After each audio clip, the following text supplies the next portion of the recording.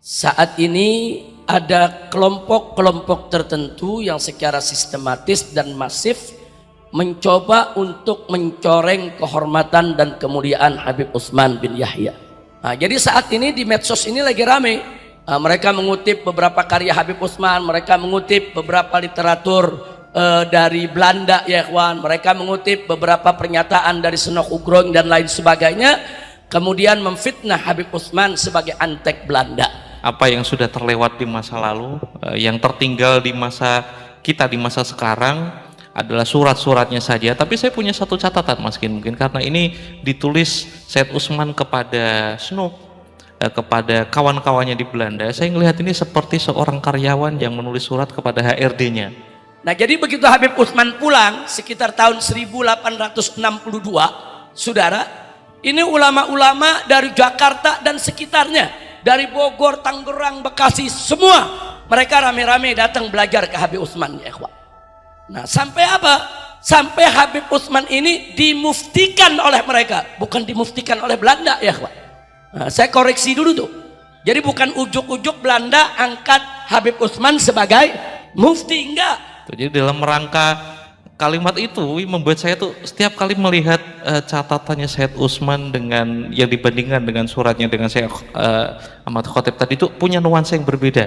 Ketika beliau menyodorkan diri supaya diusulkan oleh Snoek untuk menjadi mufti, itu berbeda ketika beliau ngerot, ya.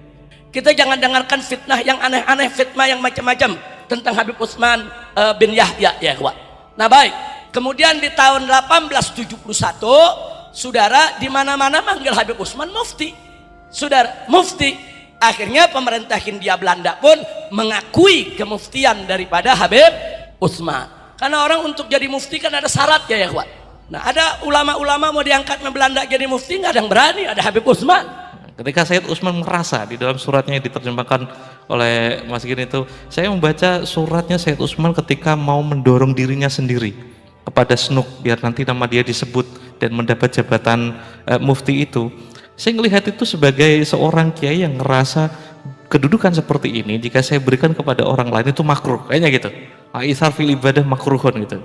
Mendahulukan orang lain dalam urusan ibadah itu kan makruh. Wa fi ghairiha mustahab. Di tahun 1871, ya, Belanda secara resmi mengakui Habib Utsman sebagai mufti Batavia, saudara. Tapi catat, saudara, Habib Utsman selama menjabat jadi mufti tidak pernah terima gaji dari Belanda.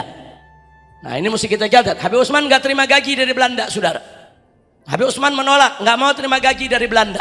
Jadi cerita ini bisa dibaca selengkapnya di kitab Al-Istizadah min Akhbaris Sadah karangan Habib Ali bin Muhsin As-Segaf. Jadi yang ngarang ini Pak Alawi sendiri, kitab As-Segaf, kitab Al-Istizadah itu.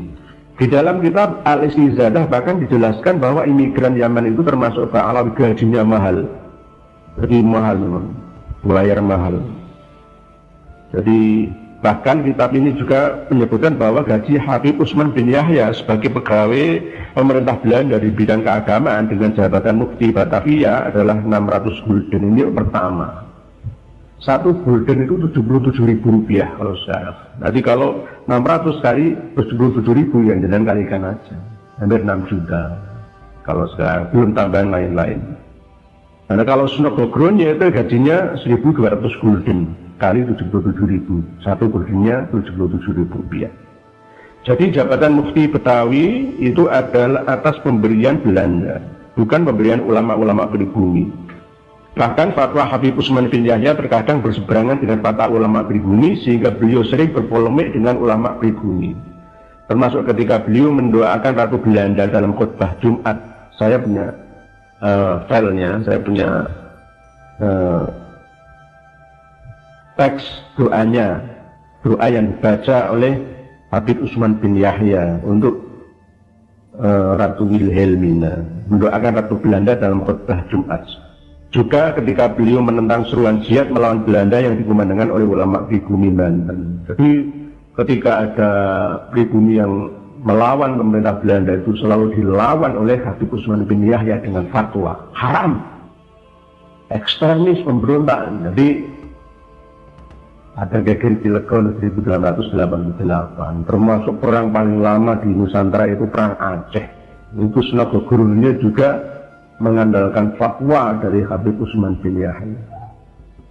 Jadi kalau ada yang membela mati-matian atas perjuangan jasa-jasa Habib Utsman bin Yahya, itu berarti dari golongan Ba'alawi sendiri.